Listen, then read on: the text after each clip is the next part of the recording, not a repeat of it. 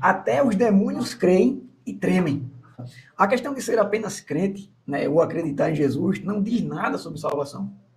Não diz nada sobre salvação. Ah, você crê em Jesus? Creio em Jesus. Mas isso não diz nada sobre salvação.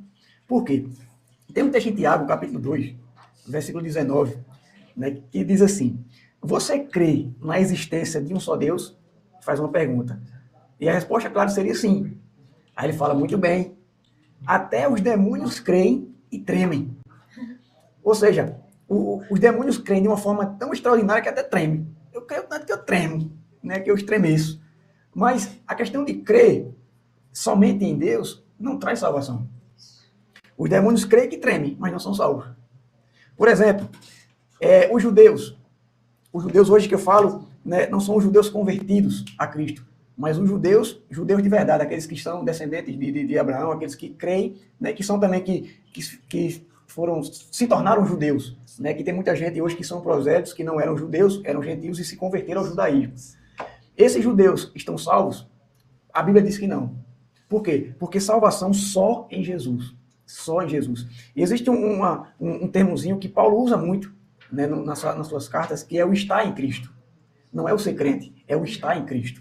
Por exemplo, antes de ler Paulo, eu vou ler aqui João capítulo 15, versículo 5, Jesus fala assim: eu sou a videira, vocês são os ramos. Se alguém permanece em mim e eu nele, esse dará muito fruto, pois sem mim vocês não podem fazer coisa alguma. Então existe uma verdade aqui nesse versículo inegociável. Que verdade é essa? É o estar em Cristo. Aquele que permanece em mim, né, esse dará fruto. Nós precisamos estar em Cristo para que nós possamos ser salvos e não somente ser crentes, né? Porque, como eu falei, até o diabo é crente. E nem por isso ele é salvo. Por exemplo, Romanos capítulo 8, versículo 2, diz assim: porquanto agora já não há condenação para os que estão em Cristo Jesus. Essa é a linguagem de Paulo que você vai ver muitas vezes nas suas cartas.